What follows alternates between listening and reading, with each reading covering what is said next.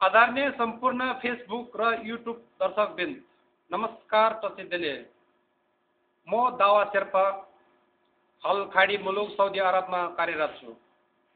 विशेष गरी मेरो सन्देश हाम्रो नेपालका आदरणीय नेताज्यूहरूलाई सन्देश यस प्रकारको छ। आदरणीय नेताज्यू, हाम्रो देश कयौं सालदेखि छिमेकी देश इन्डियाको गुलामीमा छ भन्दा केही फरक पर्दैन होला र छ पनि।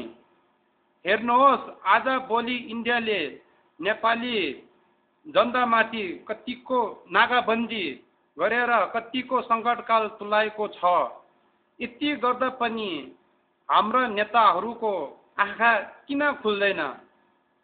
यो भन्दा 11-12 वर्ष पहिले चीनले के भनेको थियो भने, नेपाल तिमी इन्डियासँग नाकाबन्दी गर, म चाइनादेखि नेपालसम्म पेट्रोल र डिजेलको पाइपलाइन हालिदिन्छु भनेका थिए।